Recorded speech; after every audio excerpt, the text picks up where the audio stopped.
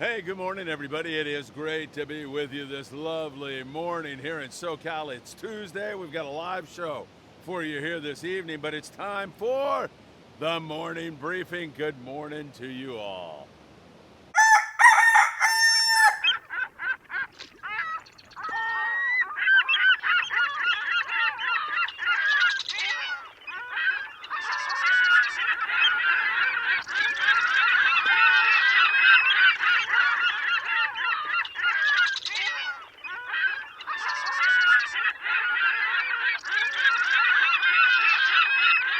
Hey, everybody, it's really great to be with you. And there are so many fascinating things going on and so much to cover here on the morning briefing. Man, I'll tell you, one thing that's absolutely incredible is the weird things that we're starting to see in Southern California waters, including whale sharks. Wow, we've been seeing more and more whale sharks. Some of this air footage from a spotter plane, courtesy of Air Piliquia. Man, that guy does some really great stuff. You can see the whale shark. You know, they get to be 70 to 100 years old. They're slow moving. They go about 3 miles an hour. Moms, when they are born, say adios, so they're left to fend for themselves. Only about 10% of them survive. And one other thing, they're not really sharks. They are fish, and they're the largest fish in the sea. They get to be about 20 tons and 40 feet long. Really fascinating stuff. And how about those bride's whales? Air Piliquia with that shot. My God, you see a bride's whale lunge feeding, and down in there is a whole mess of bluefin tuna and Dorado. We are certainly living in interesting times here in SoCal. It is absolutely magnificent. All right, let me go now. I got to go up to Fort Bragg, California, where the Intrepid just finished up with some good albacore fishing up there. I think he ended up with just short of 40 albies. He had a 125-pound big eye tuna. Several private boaters have been getting in on it, and another one, Jens Meyerhoff. Jens is from Santa Cruz, California. He's actually going to come down here to SoCal on Monday and give it a shot out here. I'm going to wish him the very, very best of luck and try to tune him up on what's going on. But he said they had epic albacore fishing, and they also had a 140-pound big eye tuna. What is wrong with that? That has been really interesting to see what's going on up there off Fort Bragg. I mean, there's marlin, there's been Dorado, there's been bluefin tuna, there's been some really big yellowfin tuna, these big eye tuna, albacore. Wow, I mean, can it get any more exciting than it is? Let's go down south of the border right now and talk about Ensenada. The bite down there is still very, very good, but it has sputtered a little bit. But in most cases, pongeros are still able to find a kelp holding some Dorado. The bluefin have been a little bit finicky since Tropical Storm K blew through there, but we'll get back on them. Part of this is just trying to get back on the fish and find their rhythm again after that tropical storm moved in and moved fish around and moved kelps around and everything else. We're just starting to settle in now, and hopefully we'll see that start to bite. But there has been some good yellowfin tuna scores. There's been Dorado, a few yellowtail, more yellowtail at the islands down there right now, and also continuing to see striped marlin and stuff like whale sharks and other extraordinary phenomenons that make us so blessed in such special times here in SoCal. And I know I'm repeating that, but I am blown away with what we are seeing and what I think we're about to see, because the unknown is just so intriguing. Who knows what's going to be next? Blue marlin, black marlin, will it be wahoo? You just never know. Every single day is totally different. So again, down there in that neck of the woods, we're seeing good progress. Now, 2 days ago, the San Diego left Seaforth Sport Fishing and had run and gun adrenaline filled wide open yellowfin tuna fishing with 103 yellowfin tuna.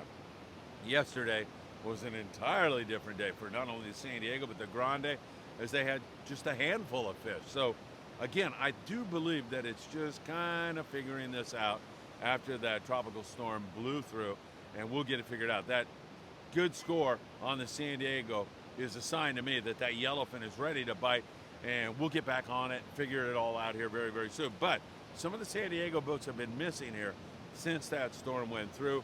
We'll continue to watch it, and it's just a temporary, not even a lull, it's just getting back on them, figuring out what they are doing. All those species of fish. The Fortune Had 80 Dorado and a couple of Yellowfin tuna on a day and a half trip and still had time to fish. So they were off to a pretty good day. And other boats with decent Dorado scores, some missing entirely. So it has kind of sputtered down there here the last, say, 48 hours or so. We'll continue to watch it very, very closely. It's just another reason to vary your tackle. You definitely want to bring some heavy stuff with you. And by that, I mean up to 60 pound, but definitely 40 pound fluorocarbon leaders ready to go if you happen to get into a bite that's really intense. They're biting everything you throw at them, some bigger hooks, 3.0, 5.0 size hooks. Really, really important. But it's also very important to have some light stuff. And when you're fishing those Dorado, dropping down to 20, some guys will drop down to 15. Not a bad idea. Not a bad idea at all. If it takes that to get a bite, then you're going to have to do it. Drop your hook size down. And what else? I know, the same old chorus, choose a good hot bait. It really makes a huge difference. Take your time at the bait well. Choose a hot bait. If you're not exactly sure what a hot bait looks like, talk to a crew member. Just throw yourself at his mercy and say, I really don't know what a hot bait, what am I looking for? And he'll tell you. He'll tell you to stay away from the bloody looking baits. He'll tell you to stay away from those baits that when they swim to the edge of the bait well, they bump into it and they just keep kind of aimlessly bumping into it. You want to look for that bait that goes and turns in the bait well. Man, that's the one you want. You know, everybody always says the hardest one to catch is the one you want. And that's a pretty good way to go about your business. So once again, a little bit of sputter down there, but we'll see where it all goes from here. I got a feeling it's going to continue to head in the right direction. Great fishing on the Royal Polaris. They had 40 bluefin tuna. This was not last night, it was the night before. Waiting for a report from last night's bite. They were fishing up near San Clemente Island, and a good buddy of mine, Mike Krinkovich, he's on board. He was on our last Amigo trip. Such a nice gentleman. And you know what he said the hot ticket was? Yeah, that 16-ounce torpedo sinker with a treble hook, I think a 5.0 treble hook on the bottom, and some assist hooks up top. That was getting bit full speed. I think they had 40 fish on it. I know they had 40 in a previous bite. I can't remember if Mike told me 40 or not, but I believe that's what they had, and a lot of it is on that rig. So, wow, I'll tell you, that thing is revolutionizing sport fishing. And later today, I hope to have a video up for you. Sam De La Torre over there at Island Fishing Tackle in Carson, California. Sam's going to show you exactly how to rig that thing. So that will be great. All right, some of the scores here in the LA Orange County area are mixed, but they're pretty darn good for the most part. The new San Mateo, and the new San Mateo goes 20 knots, so they can get out to the grounds quick. They had 50 plus on the Dorado yesterday. Nice fishing, hooked a couple of marlin. That's always exciting when you do that on a sport boat in Southern California. So nice hit for them. I believe Dana Wharf was up there at 700 Dorado in total yesterday. That's some pretty good shooting. And again, that admonition to bring light and heavy tackle. Sometimes you don't get into that ripper bite, so make sure you're indeed doing that. Patriot, 15 guys, 77 Dorado. Toronado, Pierpoint, 71 Dorado. Freelance had 52 guys, and man, they were starting to chew their fingernails a little bit. Where is that kelp? Where is that body of fish? Because a lot of times you don't need a kelp, as evidenced by Tino Valentine the other day. He had over 200 fish, and he was never saw kelp all day long. You know, there's birds picking, or you see fish jumping out of the water. Sometimes you see that anyway. The Freelance found that kelp late with 52 anglers. They had 122 flatheads. Nice hit. Enterprise, 200 Dorado. Good friend of mine, Marcus Fain, was on that trip. Marcus said Captain Mitch did a marvelous job, and Marcus had an easy limit of Dorado. That is some pretty fun fishing. And let us not get used to this, because it is so special and so unique and so awesome. That bite is really, really good right now. And again, Marcus Fain reporting with some really great stuff. Pride had limits of Dorado. Our next Pride trip, September 21st to the 23rd, is now sold out. One more trip to go, and that's going to be October 5th through the 7th. I think we have 4 openings on that one on the Pride. The Pride's been hot all year long. Sean Roberts fishes super hard.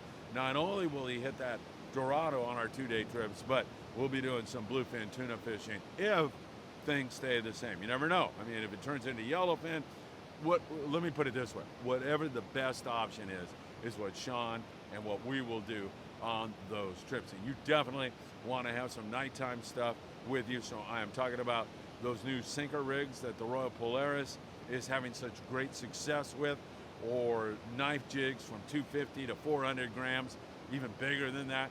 You're definitely going to want to have that, and you're going to want to have some heavy tackle and some light tackle on those Friedman Adventures trips. So the September 21 trip now is sold out, but October 5th through the 7th is looking very good with a couple of openings left. Our last trip of the year. Hope you can join us. Thunderbird limits a Dorado pursuit with 100 plus Dorado still going on, still magnificent fishing. How can you beat that? On the Aloha Spirit up there out of Cisco's, they had 5 Dorado and didn't catch, excuse me, a bluefin tuna. But oh my God, the sights that they had on the Aloha Spirit yesterday were just incredible. Bluefin, copious amounts of bluefin everywhere. It was incredible. And just the sights that we're seeing this year, the immense amount of bluefin tuna, the yellowfin moving in, the whale sharks, the bride's whales, lunge feeding, all of this stuff is making for a National Geographic type of year for all anglers. So that is really great stuff. Now, let me go back and talk islands with you very quick. Nobody's fishing them. Well, some people are, but not that much. Todos Santos, off Ensenada, a lot of yellows in there. That bite is going along real well. If you want to fish yellows, and there's calico, same thing at the Coronado Islands. Still, if you're a sport boat, you go to the Coronado Islands, you can expect 20 to 70 yellows on the boat. Nice grade, 12 to 15, 20-pound fish. Really nice grade of fish. San Clemente Island, same thing. You know, sea lion problems, but hey, what are you going to do? But anywhere from 20 to 60 yellows, long-range boats are going in there and fishing after they do their nighttime fishing at times. Tanner Cortez Bank, kind of skipped over that, but there's still bluefin out there. Some of it, a lot of it is small grade, like I want to say 10 to 20-pound bluefin tuna. Some nice big yellows that time on Tanner Bank. And then occasionally you get a pop on those bigger tuna out there also. But it seems like that big tuna is up there near SCI right now. And up in the Channel Islands, still the occasional flurry on white sea bass. Pretty incredible. And halibut, good rock fishing throughout that entire region. Catalina Island, picky, you know, a little bit of bonita, a little bit of yellowtail barracuda. It's just been that kind of year at Catalina Island. It hadn't been all that great. So most guys, again, fishing around the island offshore where they are finding some really excellent fishing. Along the coast, once again, there had been also some good sea bass fishing at times. Up there in the Santa Monica Bay, the Spitfire the other day with our dear friend Nick Ramirez had a great trip. I think they had 13 illegals and released a whole bunch of other fish. Little school-sized sea bass, but they had 13 keepers, so nothing really huge, but great fishing, lots of action, and also sand and calico bass and decent rock fishing going on. And in the surf, there's some good corvina fishing, yellowfin croaker, and there has been some really nice halibut fishing on the Lucky Craft lures. That also has been pretty darn exciting. So it is just another exciting day. And we'll have a live broadcast for you tonight. So we'll get you in touch with what went on here today. We'll have some exciting details about new stuff here at Friedman Adventures. We are, again, taking lots of clothing down to Mexico and also funds and food and everything else. They need our help down there. Excuse me. And we are there to help with your assistance. We'll be loading up a bunch of bags of clothing at 22nd Street Landing today, and I'll be in La Mirada at the warehouse tomorrow early, just for a little bit, probably around 9 a.m. in La Mirada. If you had some clothing that you wanted to bring and donate, La Mirada, just send me a text, and then I'll shoot you the address where you can meet me tomorrow morning, 657-227-6489, La Mirada, tomorrow morning at Gallagher Staging. All right, whales, sharks, brides, whales, marlin, big eye tuna. What else could possibly happen today? So much more. The possibilities are endless.